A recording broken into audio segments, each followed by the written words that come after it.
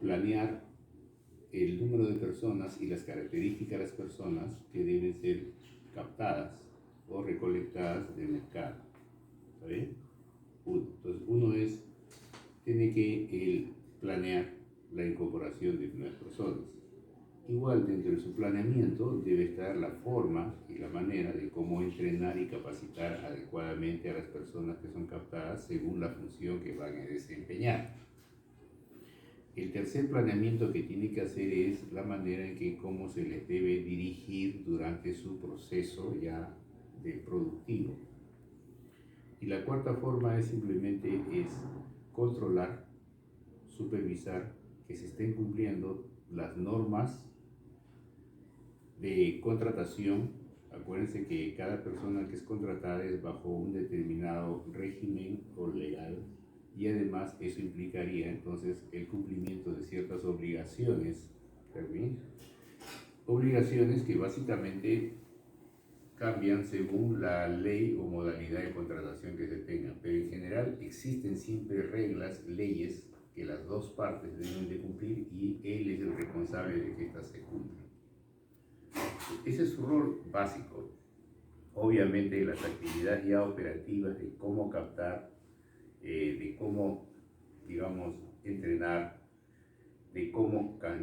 capacitar, evolucionar a su gente. Entonces, y además el tema de cómo controlar, son actividades ya operativas entre el área de recursos humanos. Igualmente el tema de compensaciones o de pagos, el tema de sanciones, todo es un tema ya totalmente ya operativo.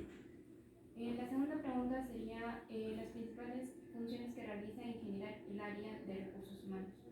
Bueno, el área de recursos humanos en esencia para mí tiene 5 grandes funciones. La primera es ver el tema de cómo captar el personal que demandan las áreas. Entonces, esa es su responsabilidad, es decir, todo el planeamiento de qué medio utilizar de captación, qué medio utilizar de evaluación, etc. O sea, el objetivo es sencillamente que ellos son los responsables de hacer todas las actividades necesarias para lograr captar las personas que tienen las características que van a cumplir a satisfacción en el puesto para el cual se está eligiendo. Esa es una función, es la captación. Ellos que hacen la parte de captación generalmente cumplen también un segundo rol, que es la inducción o el entrenamiento inicial o adaptación de la persona que se ha captado, porque toda organización tiene sus particularidades, tiene su propia cultura organizacional, su propio sistema, sus propias formas de actuar, etc. Entonces, por lo tanto, hay un segundo aspecto que corresponde al tema de la inducción. La inducción es responsabilidad del área de recursos humanos directamente, porque el trabajador que se ha captado no va directamente al puesto que va a ocupar. Tiene que ir ya con un cierto grado mínimo de conocimiento de la empresa. La tercera función es cuando ya es asignado al puesto, evidentemente la responsabilidad es ver su administración que implica de personal, básicamente implica en controlar su asistencia, su puntualidad, sus, digamos, excepciones que pueda hacer con la finalidad de que pueda servir de base de información para poder hacer, digamos, la compensación pactada o salario establecido, ¿está bien? De acuerdo a las reglas que se dieron. O sea, una cosa es la compensación, o sea, la tarea acá es simplemente saber si faltaste, no faltaste, si llegaste tarde, si tienes una penalidad o un premio, de tal manera que al final del mes pueda, digamos, calcularse el valor exacto que te corresponde, así como eso implicaría la retención de impuestos si te corresponde y el pago de las obligaciones que existen con las entidades, como el caso de salud, o sea, todas las relaciones que puedan ser necesarias, así como hacer las reservas de dinero correspondientes para el pago posterior de tus ETS, etcétera, etcétera, etcétera. Lo que la ley manda. Entonces, aparte de ello, viene el tema que correspondería, entonces, ya vamos en la cuarta función. La cuarta función se dedica fundamentalmente a cómo desarrollar las competencias que el trabajador tiene, porque tú captas al trabajador en un cierto estado, que potencialmente te es útil. Sin embargo, tienes tú la obligación de lograr que, como capital humano que tienes que mejorar. Y la mejora de las personas, evidentemente, se logra a través de una buena capacitación que está en función de lo que la empresa quiere seguir haciendo en su crecimiento. Un ejemplo muy concreto es cuando una empresa desarrolla un nuevo producto, las personas que hacen los productos, que son la gente operativa, normalmente no tienen pues las capacidades de hacer ese producto. Supongamos, en una panadería todos mis panaderos saben hacer pan, pero yo quiero ahora vender pasteles, entonces no saben hacer pasteles. ¿Qué hacemos? Se les capacita en ese nuevo proceso, en ese proceso necesario para ese producto. Y así, de esa manera, esa es responsabilidad. Siguiente pregunta. Y finalmente, también hay una parte pues, final que es la que correspondería al tema de atender todas las reclamaciones, diferencias, dificultades que tenga el trabajador dentro de la empresa como con la parte familiar. Y eso se denomina el tema en general bienestar social. Entonces, el tema de bienestar social se ve el tema de salud, se ve el tema de las condiciones y relaciones con la familia, la integración de la familia con la empresa, porque es muy importante, porque al final cada trabajador, si lo hace, no es porque goce, sino porque necesita trabajar, sobre todo pensando en sus obligaciones que tiene familiares. Por lo tanto, esta es una relación muy importante. ¿De acuerdo? Entonces, para mí son 5 las funciones centrales que tiene que hacer. La siguiente pregunta sería, ¿nos podría decir cuál es la relación que tiene el área de recursos humanos con los trabajos, con las actividades de trabajo que se relacionan en la universidad? A eso me refiero con las actividades más o menos de lo que es la captación al momento de definir las funciones de cada puesto, más o menos. ¿Cómo más o menos se relaciona? Bueno, el área de recursos humanos tiene la responsabilidad de tener que elaborar conjuntamente con el área donde el trabajador va a desempeñar en algún momento esa función, elaborar evidentemente el perfil del profesional o técnico o empleado que requiere, por un lado. Vale decir, entonces, determinar qué características tiene que tener la formación de esa persona. Es un aspecto. ¿Está bien? El segundo aspecto es, tiene con el área que donde va a trabajar, es definir cuáles son sus funciones específicas. Entonces, todas las funciones específicas tienen que definitivamente estar establecidas. ¿Está bien? Entonces, otra cosa que tiene que establecer es la relación que tiene con las demás personas, vale decir, de quién depende y de quiénes puede dirigir. Cuando se hace esto, básicamente lo que se está haciendo es, se está definiendo, ¿de acuerdo?, las funciones que le corresponden hacer a cada uno de los puestos. Que eso se plasma, pues, clásicamente en un documento que llaman el MOF, o sea, un manual de organización de funciones, el cual sirve, pues, por lo menos de guía, pero cuyo contenido es muy importante tener en cuenta, de que cuyo contenido es responsabilidad compartida entre el área donde trabajará y lo que hace el área de recursos humanos. Yo no puedo arbitrariamente, como área de recursos humanos, seleccionar a un mecánico cuando yo no sé mecánica, ni sé qué va a hacer el mecánico. No puedo yo definitivamente decidir cuáles son las características del asistente de gerencia que necesitan cuando yo no voy a manejar a ella. Entonces, por lo tanto, esto es una relación que tiene que haber entre ambas partes. El área que necesita el recurso, el área de recursos humanos aquí actúa como un intermediario, como un integrador, como un especialista, con la finalidad de que elabore estos documentos que sirvan para la captación más adecuada, ¿no? Ese es su caso. Pregunta. Continuando con las preguntas, ¿cuáles considera usted que son las fortalezas y las debilidades de su departamento? Bueno, la fortaleza fundamentalmente es que los miembros que forman parte saben perfectamente cuál debería ser el perfil de las personas que más se acomoda a las características que la empresa tiene. Si tu empresa está formada por gente que tiene que ser proactiva, evidentemente para ti es una característica del perfil de la persona que tendrá que entrenarse.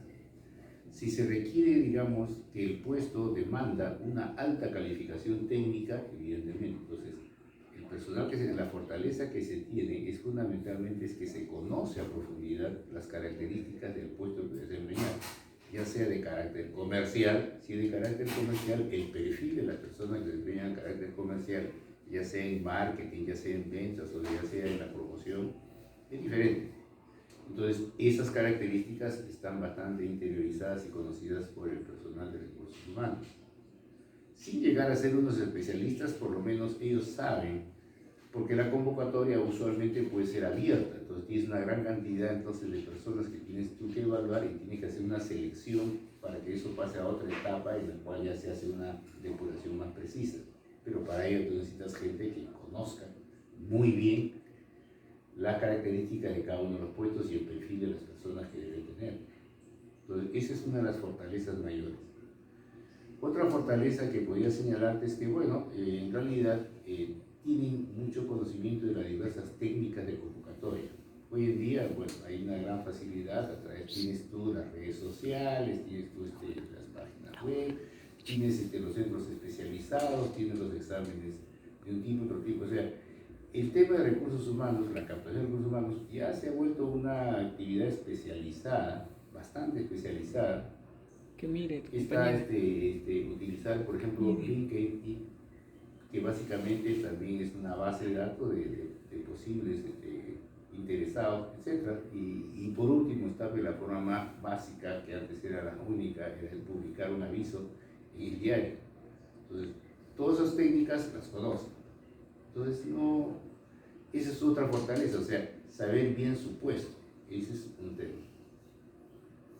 No sé qué otra cosa necesitaríamos en la parte de recursos humanos. Después conocen perfectamente las leyes laborales, porque es muy importante, para saber aplicar correctamente los deberes y derechos de cada una de las personas.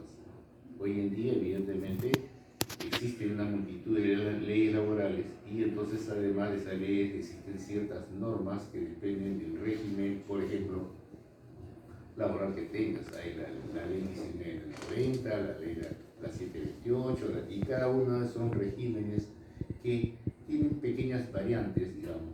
Entonces hay que conocer perfectamente eso.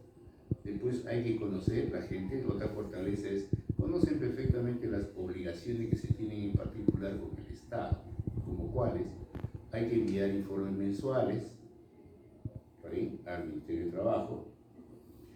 Entonces hay que saber cuáles son y qué contienen. Eso es evidentemente parte de su competencia.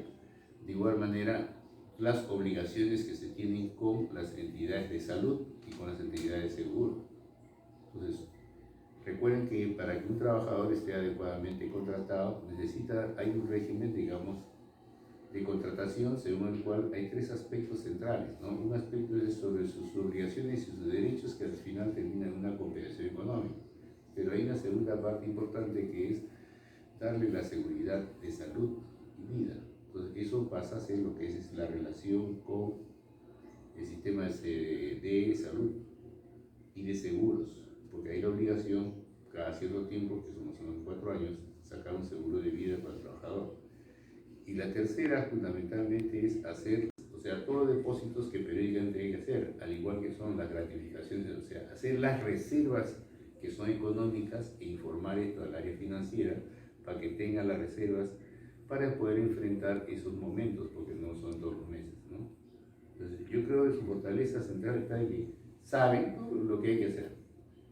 Su última, digamos, fortaleza, podría yo decir, radica en su capacidad de ser personal empático con los demás. Si no, puede ser un personal antipático. ¿Por qué? Porque la gente de recursos humanos debe ser personal que se sienta identificado con los demás y que los demás sientan que el área de recursos humanos es un área de apoyo, de ayuda a su labor de trabajador. ¿De acuerdo? Eso es muy importante. Todo trabajador siempre no tiene por qué conocer en detalle lo que hemos comentado y tiene algunas dificultades.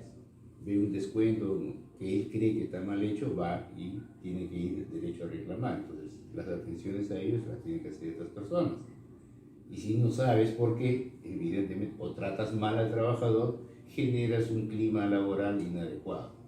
La responsabilidad principal también es que el área de recursos humanos tiene que ser partícipe activo en la creación de un clima laboral que permita que todos nos sentamos pues, a gusto en la empresa. Y bueno, ¿cuáles son las herramientas que usted utiliza para la contratación de los recursos humanos? En general, las herramientas varían según el puesto que tú demandes. Hoy día, sobre todo, existe una gran variedad, desde, te decía, el tema de utilizar una red social, como es LinkedIn, o también utilizar, digamos, convocatorias abiertas por internet o convocatorias mediante publicidad. Entonces, ese es un medio que evidentemente, lógicamente, tiene un gran alcance y que dependiendo del puesto, si son muy específicos, muy particulares, se orientan a determinados sectores, pero las herramientas son bastante variadas, ¿no? Depende del caso. Pero hoy día se cuenta con muchas.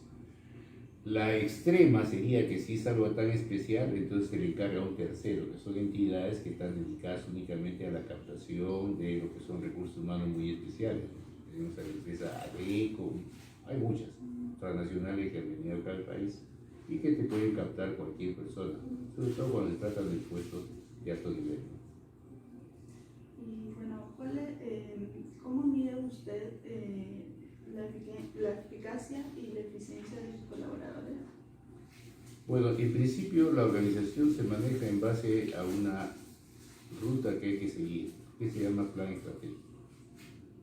El plan estratégico solamente es una guía que nos va indicando qué es lo que debería hacer la organización en su totalidad para poder llegar a desarrollarse o crecer, que es el objetivo que toda organización quiere. Dentro de ese rol, a cada gerencia le toca una parte. En el caso particular de recursos humanos, evidentemente, le toca hacer parte, contribuir a ese cumplimiento de objetivos o metas que fije el plan estratégico. Entonces, el área de recursos humanos, al igual que las otras gerencias, tiene su propio plan funcional, que es un segundo nivel. Y a su vez, este plan funcional se convierte en planes operativos, que son los del tercer nivel, donde tienes el plan operativo de tesorería, el plan operativo de contabilidad, el plan operativo de recursos humanos, el plan operativo. Entonces, esos planes operativos tienen ya en detalle el conjunto de actividades que son responsabilidad de esas áreas y que están cronogramadas, etc. Entonces, el cumplimiento de metas es bastante sencillo relativamente, porque es más, hoy en día existe una herramienta conocida por el nombre de Balance Scorecard, con la cual básicamente tú puedes tener los indicadores y el monitoreo hoy día es bastante fácil.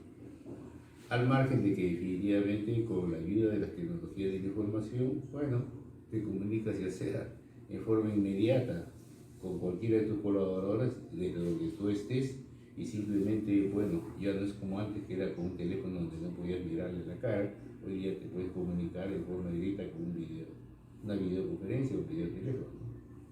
Entonces, eso es básicamente una serie de herramientas que hay hoy en día que si se utilizan adecuadamente se cumplen. Pero todo esto bajo un determinado, una estructura de un plan que se define. Los planes estratégicos se actualizan el año anterior, entre septiembre y octubre del año anterior, se revisan y se actualizan con la participación de una gran cantidad de personas y se aprueban en noviembre y diciembre y se aplican a partir de. Eso es lo que normalmente debe hacer una organización bien puesta. Siguiendo con la pregunta, la siguiente es ¿cómo desarrolla usted el desarrollo del talento humano dentro de la empresa? En principio, toda persona tiene un conjunto de competencias y de conocimientos y habilidades de acuerdo a su formación académica y a su herencia genética. Hay que reconocer que algún componente debe tener. Entonces, habilidades que usualmente no son las que directamente utiliza a plenitud en el puesto que se desempeña. ¿De acuerdo? Entonces, Por lo tanto, cada uno de los trabajadores o colaboradores de una organización son potencialmente más capaces que lo que hacen en ese puesto. Entonces, de lo que se trata aquí es cómo lograr mejorar esas competencias para que primero encontremos cuáles son. Entonces, existen hoy en día una serie de formas de capacitación, que es lo que se usa, mediante las cuales, a través de talleres de participación, se logra pues determinar o identificar más fácilmente las competencias que tiene tal persona. Yo puedo tener que contratarte inicialmente para que seas el vigilante, pero de pronto observo que tú tienes otras condiciones que si las aprovecho y las desarrollo, tú puedes desempeñar mejor el puesto en otro lugar y así sucesivamente. O sea, la regla es esa. En general, todos los seres humanos evolucionamos y podemos mejorar en nuestras capacidades y competencias. La idea fundamentalmente es darles las herramientas, conocimientos, técnicas necesarias para que se hagan evidentes y tú tengas la posibilidad de utilizar mejor a esa persona. O sea, la idea es de que cada puesto a lo mejor lo puede desempeñar más de una persona, ¿cierto? Pero no todos somos seres únicos. Todos tenemos habilidad de aprender lo que fuere, todos. Pero evidentemente pues hay determinadas posiciones, puestos o actividades en las que nosotros destacamos y que no necesariamente coinciden con la que hacemos. ¿De acuerdo? Te pongo un ejemplo más crudo. Ustedes han escogido una carrera. ¿Saben qué sirve esa carrera? No saben. Nadie sabe. Lo sabrán el día que trabajen en eso. Porque a lo mejor ahí se descubrirán y dirán, oye, ¿para qué escogí esto? Esto no me gusta. Hay que entender que cuando uno quiere ser algo, no basta que se proponga hacerlo. Tiene que, en el momento de realizarlo, tiene que además darte satisfacción personal, porque tu motivación intrínseca quedaría defraudada. No tú trabajas solo por el dinero, que es la motivación extrínseca. Y es más, tienes que agregar un componente que tener una motivación trascendente, en el sentido de que lo que tú hagas, tienes que darte cuenta que haces bien a terceros. Si la estructura de tus motivaciones están satisfechas en el trabajo que tú haces, la verdad que recién ahí se puede decir de que tú has logrado ubicarte para lo que naciste. Obviamente que cualquiera de nosotros quisiera que cuando nacimos nos hagan una prueba y deciden, bueno, tú vas a servir para esto, ya está, entonces ya por lo tanto, estudia para eso, prepárate para eso. El albur es que nosotros no sabemos, y te lo digo pues como, yo tengo 40 años enseñando, y es obvio que la mayoría pues, la mayoría no es cierto, por si acaso. Una cosa es que te vayas obligado, porque tienes que resolver tus necesidades, y otra cosa es que goces con lo que haces. La idea es que ganes bien, goces harto y te sientas a gusto por el bien que haces a terceros. Bueno, esa fórmula no es fácil, sobre todo, ¿no? Bueno, la siguiente es ¿cómo motiva a sus colaboradores? Bueno, la motivación que acabo de mencionarla, ¿no? Tiene 3 componentes para nosotros. Básicamente la motivación extrínseca, intrínseca y trascendente. Quiere decir que las actividades laborales que hacemos en general como trabajadores tienen que tener pues los 3 componentes necesarios.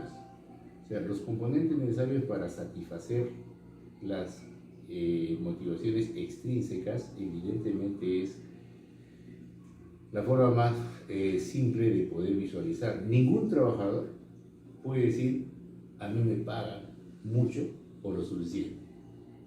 El día que diga eso, sinceramente es un tipo que ha perdido todo interés. Bill Gates, una de las personas que más dinero gana, o Warren Buffett, ¿tú crees que ellos no quieren ganar más? No, ¿no es cierto? Sí, siguen ganando más. O sea, en eso no hay límite. Por lo tanto, entonces, parte de la premisa de que no va a haber persona que se sienta siempre lo suficientemente bien remunerada. No existe pues. Si tú existes, porque francamente ya eres una persona conformista, sin limitada y todo lo demás, y eso no creo que se ocurra acá. Entonces, la motivación extrínseca es la necesidad del ser humano de sentirse adecuadamente compensado por lo que hace. Y la compensación por lo que hace tiene varios componentes. La compensación que hace básicamente, si bien es por una parte el salario es dinero, entonces la empresa lo sabe y entonces a la capacidad que la empresa tenga de satisfacer esa motivación se conoce con el nombre de eficacia.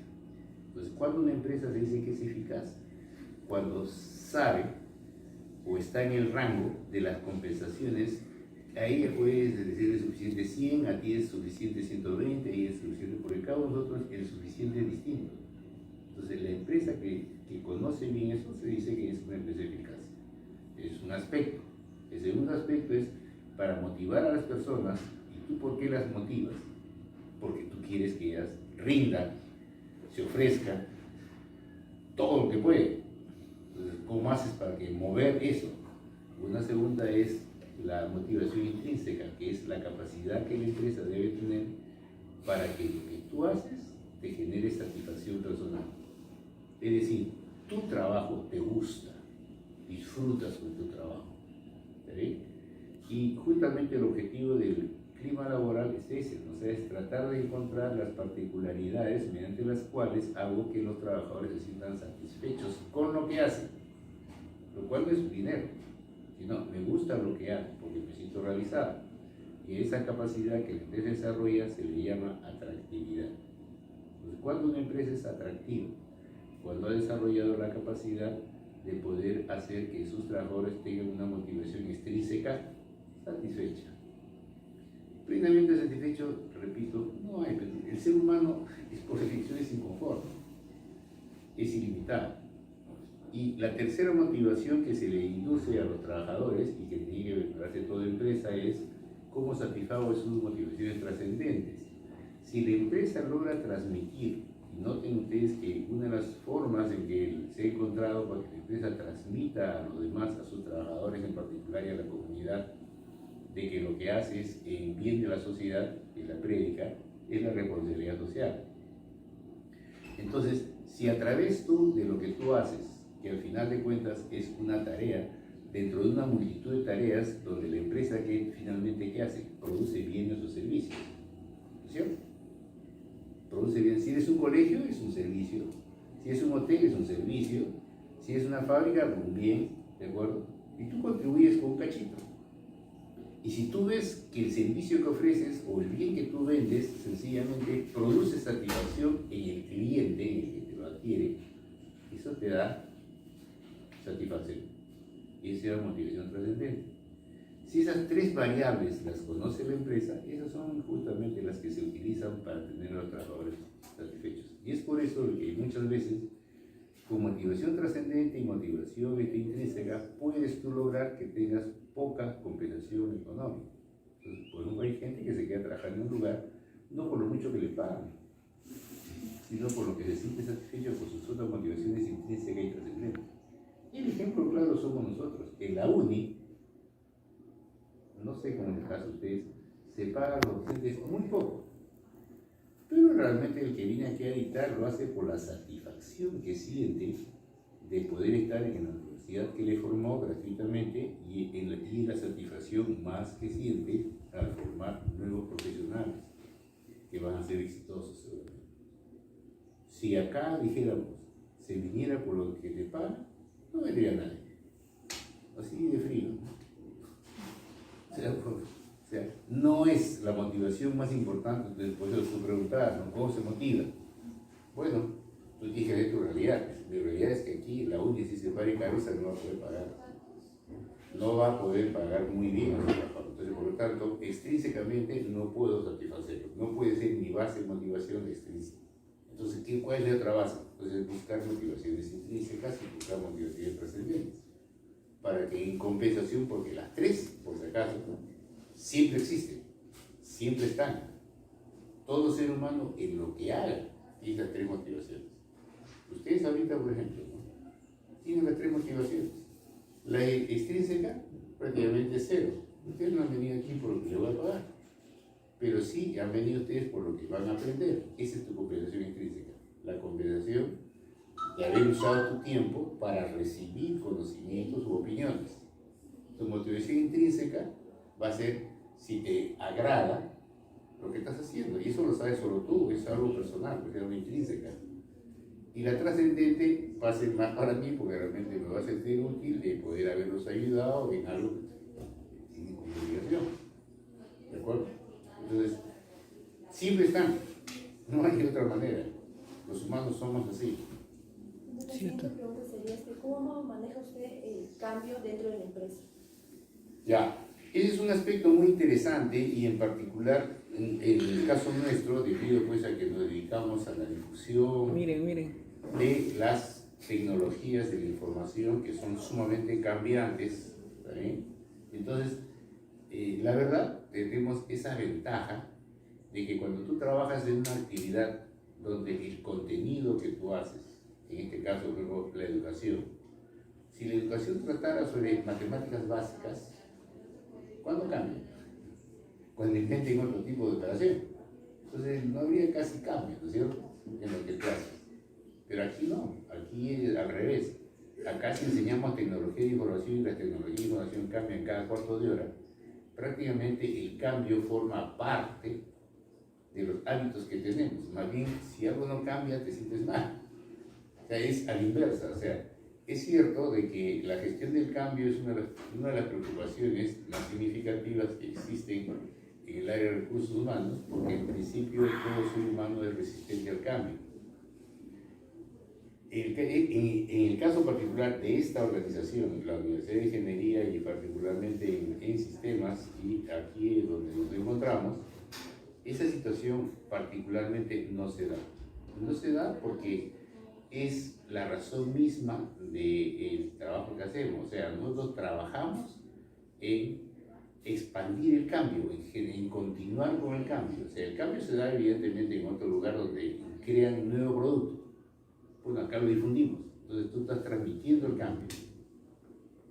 En las organizaciones donde sí existe, por la experiencia que tengo ya en el mundo privado, evidentemente la gestión del cambio se maneja igualmente buscando la manera de cómo motivarlo para que encuentre que el cambio es bueno.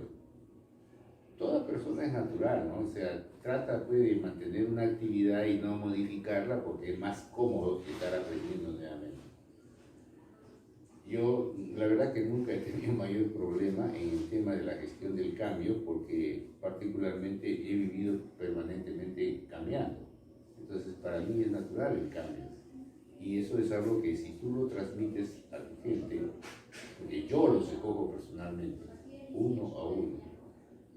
El área de recursos humanos me presentará de 50 a 10.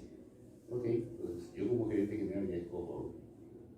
Y entonces esa evaluación ya tiene otro contenido, ¿no? Y reconozco que en el caso de las entidades dedicadas a la difusión e investigación y capacitación en tecnologías cambiantes, como la tecnología de información, más cambiante que la tecnología de información no hay. O sea, cada cuarto de hora hacer una cosa nueva. Entonces, evidentemente, la gestión del cambio creo que viene a ser secundaria, porque si tú te metes en esto y te gusta, es porque ya para ti el cambio es un hábito. Y tú sabes que cuando ya algo se convierte en hábito, no lo sientes, no te resistes. Ese es el punto. Hay entidades, en cambio, en las cuales te imaginas tú un empleado que sea del Ministerio de Educación y que simplemente sellaba y que ahora no tiene que sellar, sino tiene que entrenar, ingresar a una computadora para hacer tal cosa. Para él es traumante. Pero el tema está, pues, definitivamente, a todos se les da oportunidad. Yo le he dado a todos la oportunidad de cambiar, capacitando. La capacitación es un medio, evidentemente. Una capacitación que no significa solamente conocimientos específicos o técnicos, sino más que nada también compensaciones emocionales para evolucionar.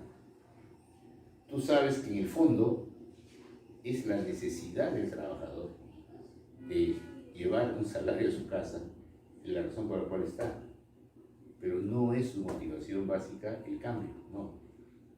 Acá, como te digo, es una excepción por la naturaleza de este tipo de actividad, pero ahí no.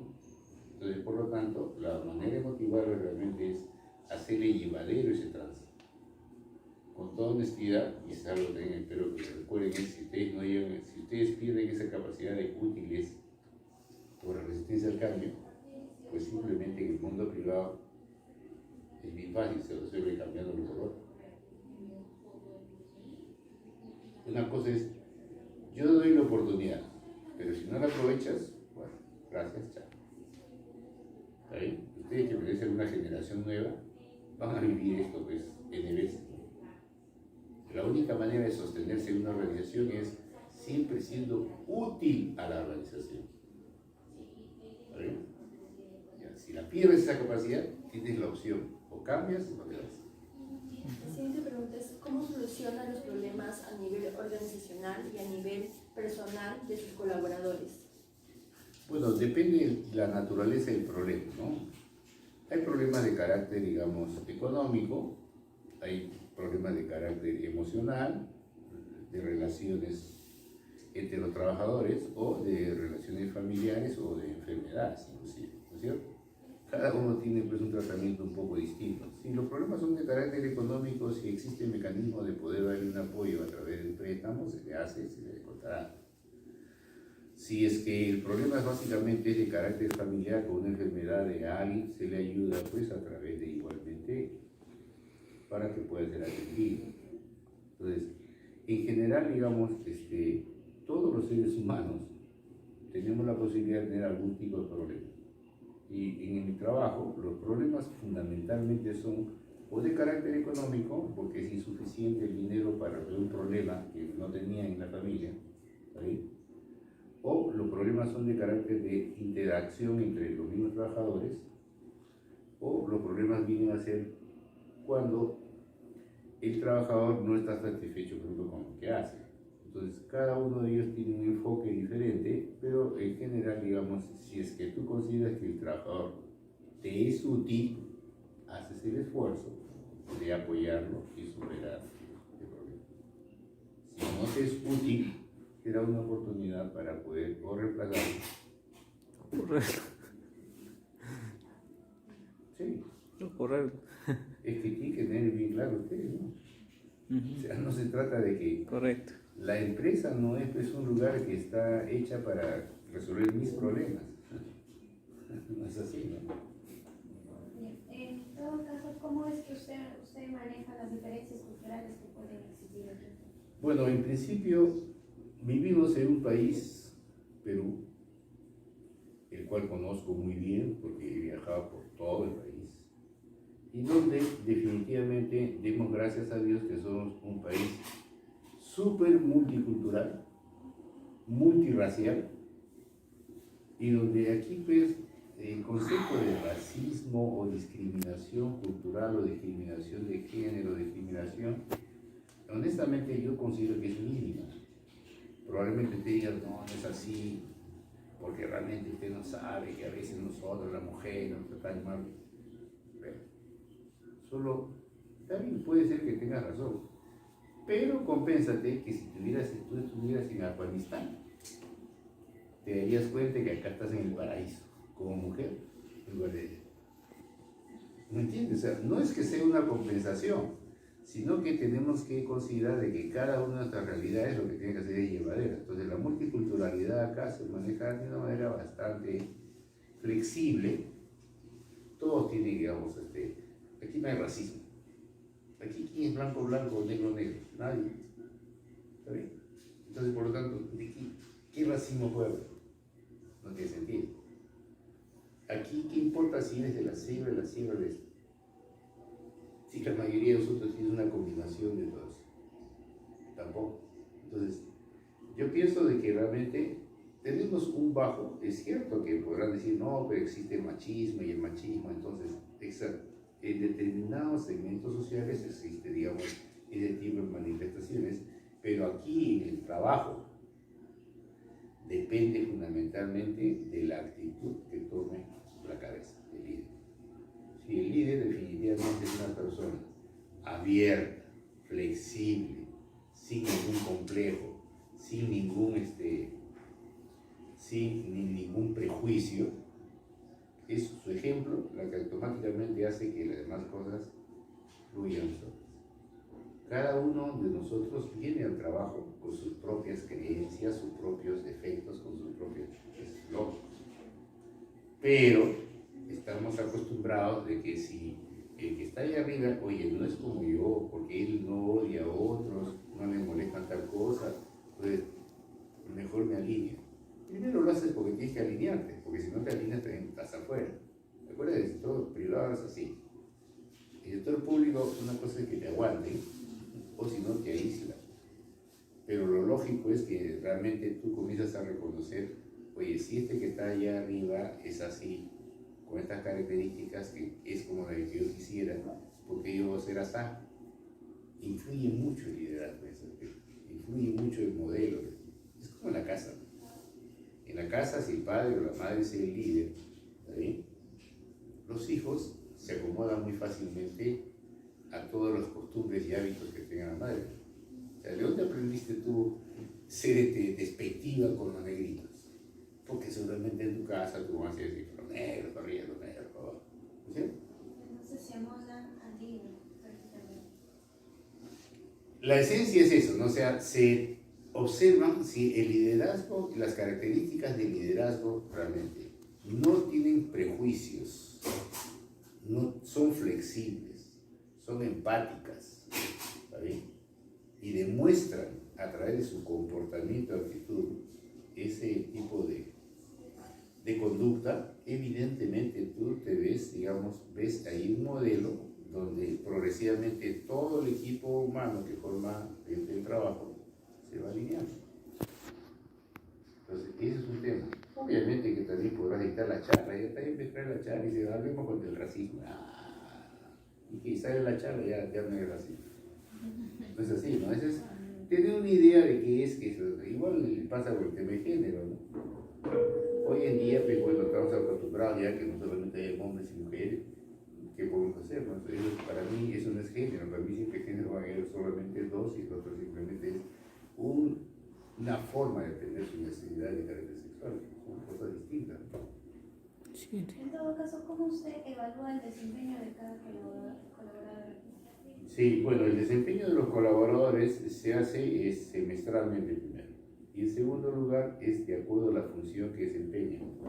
Porque cada función, digamos, tiene sus propias características, variables o indicadores que miden, digamos, la efectividad del desempeño. Entonces, no existe, podrán haber pues, ciertas características de carácter general, o sea, es obvio, o sea, hay ciertas cosas que son generales, pero hay otras cosas que son particulares del puesto.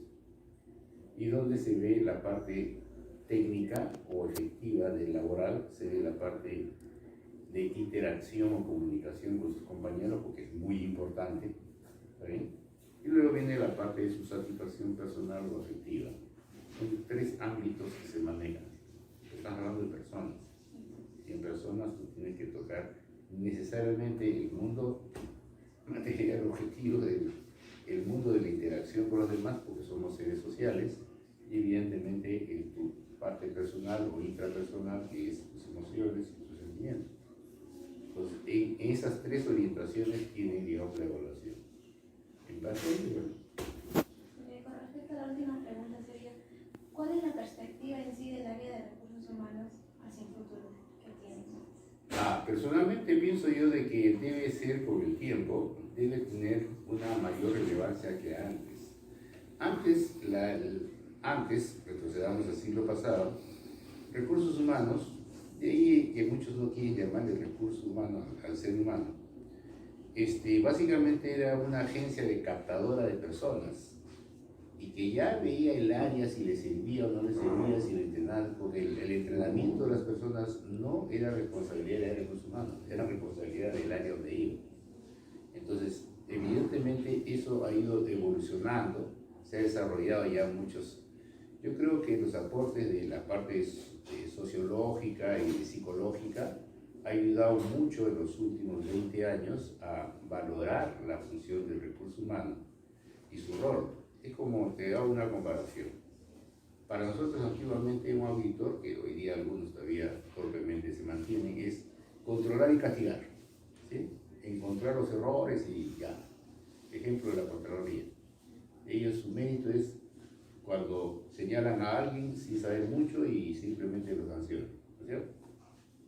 Bueno, eso ha evolucionado y hoy en día, si tú quieres tener un buen auditor dentro de tu organización, ese señor tiene que ser un asesor, coach, entrenador, que se da cuenta de tus errores y te enseña a corregirlos. ¿Te das cuenta de la evolución? Entonces ya no es pues alguien que viene a ver qué cosas haces mal para acusarte. Ahora vienes a él para corregirte, para enseñarte, para educarte. Exactamente es el rol que el recurso humano debe jugar en el futuro. O sea, cuanto más actividad tenga ese tipo, más útil será la empresa del área de recursos humanos. Por lo tanto, debe mejorar en el proceso de captación de personas, por supuesto, porque no es cuestión de simplemente lanzar un aviso y decirle pues a la persona, tú eres recursos humanos y en la gerente de operaciones, mira, acá están los currículos, ya tú ves. Listo. Eso no es una oficina de recursos humanos, es como los jaladores que tienen, porque sí. Ellos tienen ahora que elaborar las características en conjunto, es decir, las características técnicas las defines tú, pero las características de carácter humano, eso lo defines tú. Y entonces tú haces una primera selección y después dejas en mano pelearnos 50 currículos y no 10 currículos, 5 currículos, para que decías. Entonces, yo creo que sí, recursos humanos es una función para mí cada día más grande por la sencilla razón de que el ser humano, a medida que ha ido evolucionando, ¿cierto?, se ha vuelto cada vez más complejo, ¿está bien? O sea, en el sentido de que es más difícil poder encontrar la manera en que él se sienta satisfacción, porque tú acuérdate que cuando captas a una persona tú tienes que estar satisfecha con lo que hace y donde está y con lo que recibe, ¿está bien? Y eso no lo sabes hasta que él funciona. El área de recursos humanos trata de desarrollar esa habilidad o esa competencia para que la adaptación de la persona y su satisfacción sea en más corto tiempo, ¿no? Agradecerle nuevamente por el tiempo que nos ha brindado y brindamos todo el conocimiento que nos ha enseñado, ¿no? Muchas Bueno, gracias. espero que realmente algo les haya ayudado y sinceramente, sobre todo me agradaría mucho y le acepté ayudar porque de cualquier manera, como profesor universitario, una de las más grandes satisfacciones que digo, en particular en la UNI, no es lo que tendrá que pagar. ¿Verdad? Ya hemos dicho que eso no es. Entonces, la mayor motivación es simplemente si lo que yo les he dicho les es útil y eso les sirve para que ustedes sean mejores. Ese es mi mayor pago. Y eso nunca lo van a saber ustedes ni yo. O sea, simplemente ese es el motivo por el cual acepto conversar con cualquier alumno que venga. Muchas gracias. Gracias por su tiempo.